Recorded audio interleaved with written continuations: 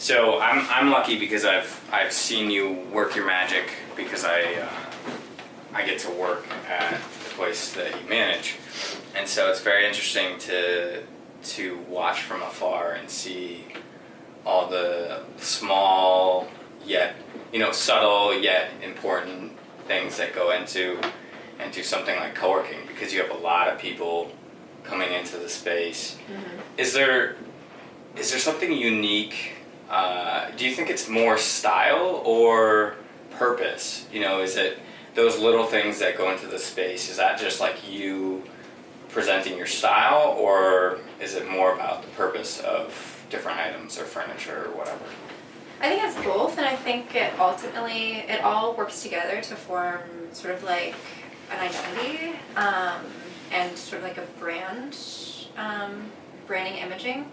So knowing that everything in the space that we touch is there for a reason, and everything was very carefully selected, and every choice that we make sort of feeds into the narrative that we're telling about this really cool space in Vermont and the people that it attracts.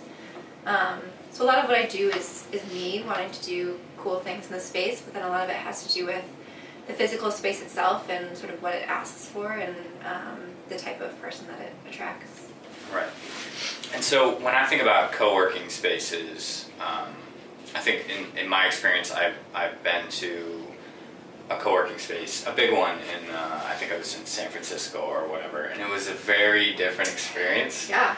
It was a very automated and kind of really weird because I didn't know anybody. Not that I would, because I'm in San Francisco, but no one was there to to greet you, yeah, to get you settled in. Exactly. Yeah. But here it feels way different. Do you think that's a product of maybe the brand, or is it just a product of the location, Burlington, Vermont? Yeah, I think that the reason why we took the approach that we did with our space, which is tight-knit community, welcoming everybody, offering as much support as we can, is because of the place that we're in. I don't think that anything like what you were describing would ever work in Vermont.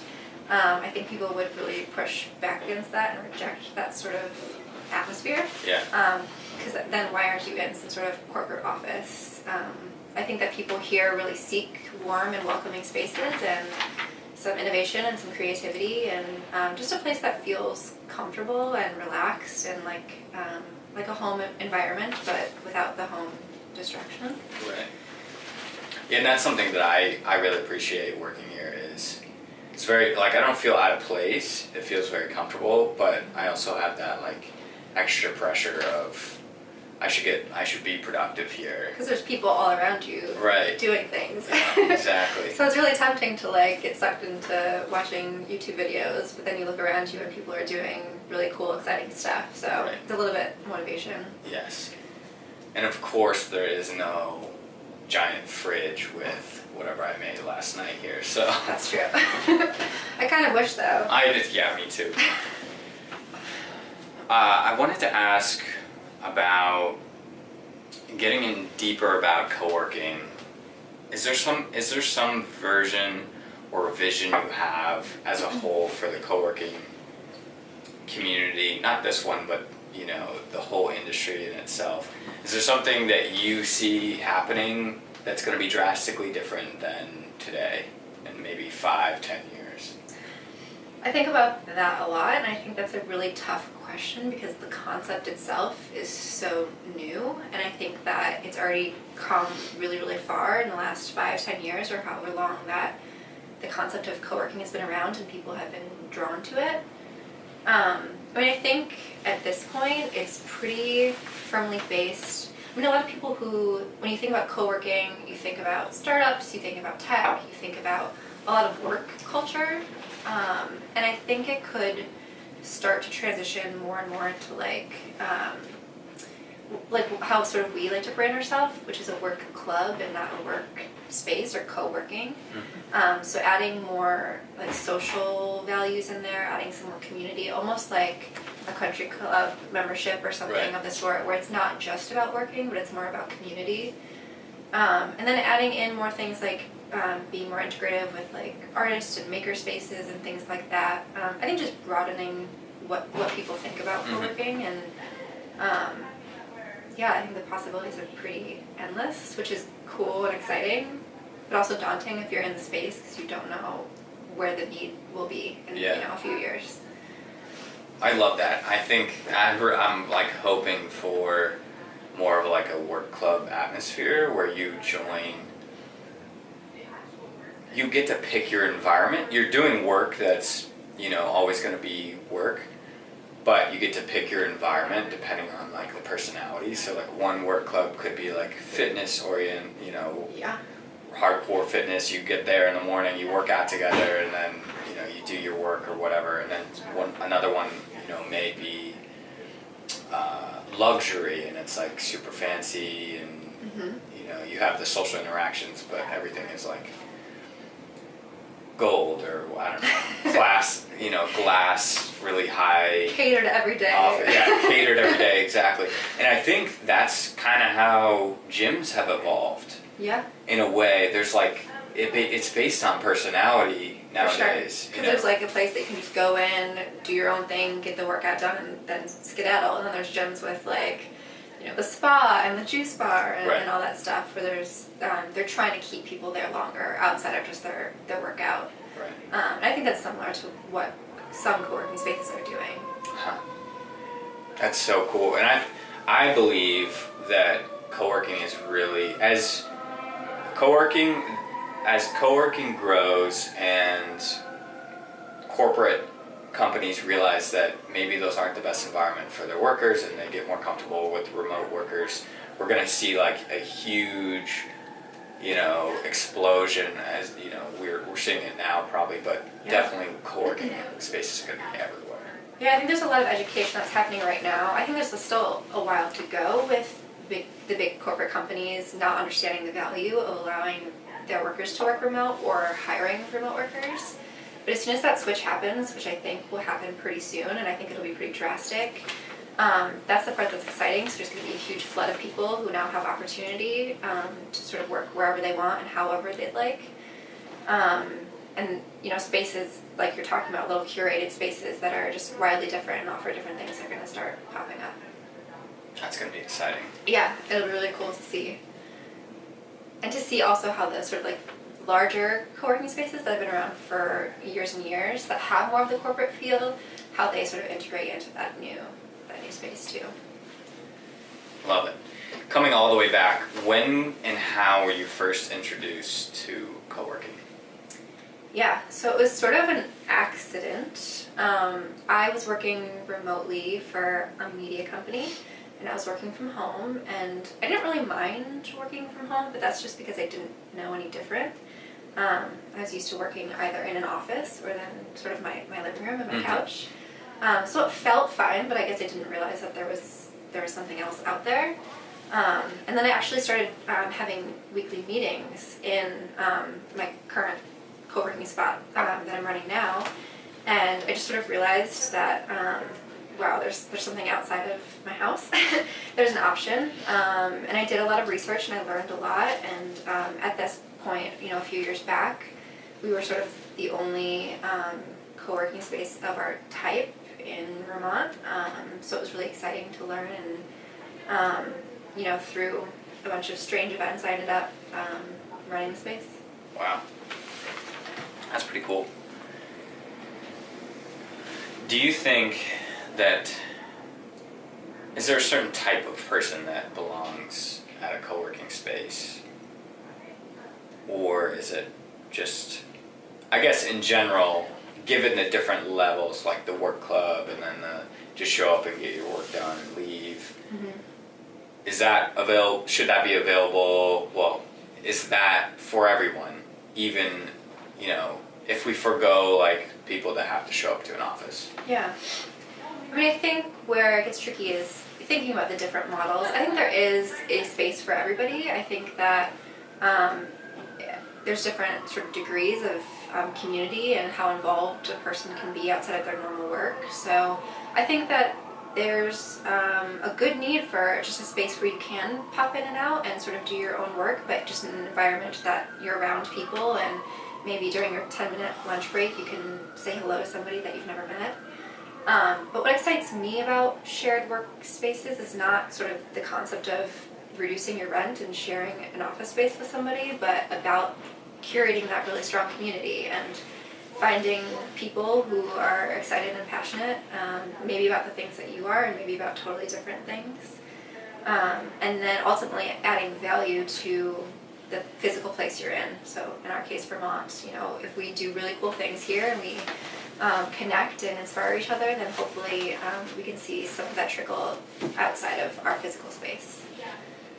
I love that. And I think what would be, something just popped into my mind, and it's going back a little bit to like the future of co-working, but I'm just imagining people that do different professions sharing one space. So the idea I thought of was like dog groomers. If dog groomers had one specific shop, and then they just got to share it, just like similar to like hairdressers, I guess, because you can rent a chair or whatever. So facilities and businesses like that became more rentable. That would really kind of make things interesting. Yeah. Also, it could get a little frightening with someone like a dentist, I guess. I guess. Where, you wouldn't know if they like actually rent the building or they just pay for a spot, I guess. Yeah. But it's interesting to think about that, like matriculated out to different professions that in years past and maybe currently today, they need you need a physical spot if you're gonna have a bake shop. But like, do you? Well, I don't know. and maybe there's a community bake shop now. Yeah. I mean, I've heard like in the restaurant industry of multiple different businesses sharing just one kitchen. So there's 5 different small restaurant type businesses that use the space at different times during the day, and all operate out of one space, which is similar, I guess, to what we're talking about. Which is pretty cool and innovative in a way to form those networks and community, and also reduce costs and waste and be kinder on the environment and all that good stuff. Yeah. I think there's a local business actually that they're a commercial kitchen that you can pay for. I don't know how it works, but if you came up with a granola bar and you actually wanted to push it to market. I could like rent the kitchen to get my feet off the ground. Right. I think they may actually produce it for you. Oh. I'm not sure how hands-on it is, but it's for like those, you just had a great idea for a granola bar. We got to we have to make, 1,000 of them to distribute and see if they're any good. Yeah. Because you wouldn't want to be doing that at the house. Out of your kitchen? No. Unless you have a great kitchen, I guess. So moving from co-working over to maybe the content side, can you explain a little bit what you do? Are you creating? Are you curating? Are you... like social content? Yes. Yeah, so I have a little bit of a background, or I guess a good chunk of a background in social content creation and some social marketing. Like I mentioned, I work for that media company. So here it's all about sort of experimenting and playing, because there's not a whole lot of research on how to sort of like market space and how to market vibe. That's a really hard thing to communicate, and then how to target who to target and how to target them the right way, just because shared work is such a new concept.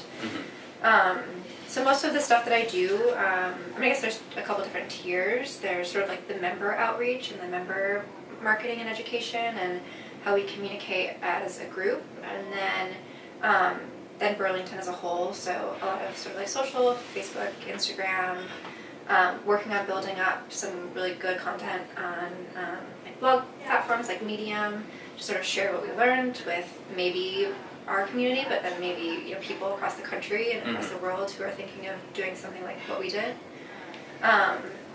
So I wish I could say that I have it dialed in and I know exactly the direction we're going, but it's more about playing for me right now and testing the waters and seeing what works, photo, video, copy, just doing all of it. Right.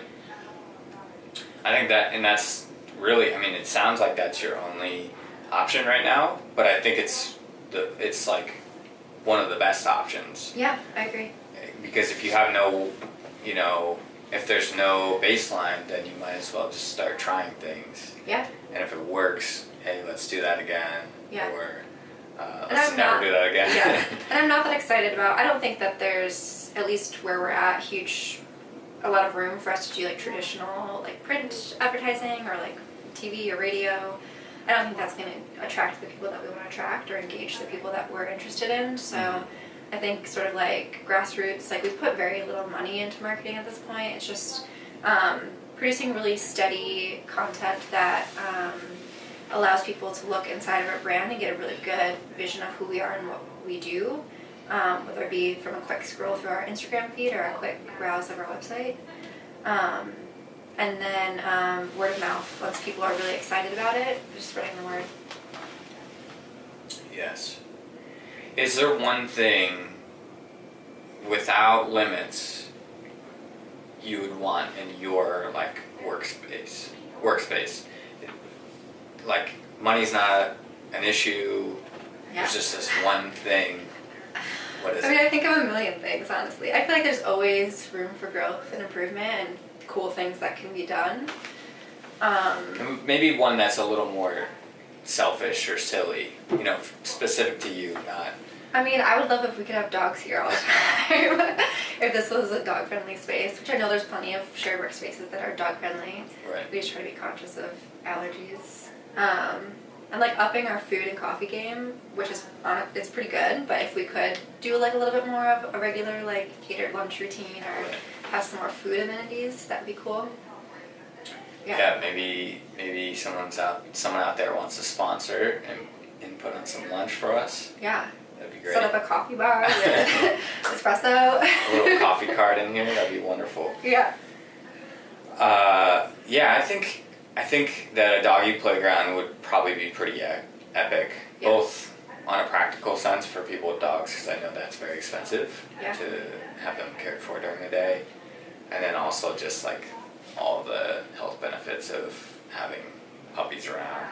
And spaces are sort of looking deeper into not just what they think that their members need and want, but a lot of spaces are starting to consider like actual feedback. So there's this really cool space that's all over the country now. I guess they're all over the globe, called The Wing, and they're a female only or female identifying only space, co-working and shared workspace, and they've talked to their members and done a lot of research, and they just started opening up daycares in a lot of their facilities, a lot of resources for like new moms or single parents, which is pretty cool. And I think that you can set up a really great space, but then to take it to the next level and say like, hey, you're a human, like I see what you need, I see what you want, let's make that happen. So Right. This is the best space it could possibly be.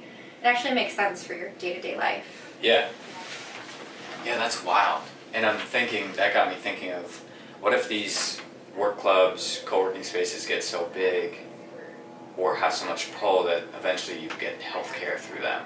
Like, you go in as a group and, if there's 500 self-employed people, you could all get one specific plan. That's really interesting.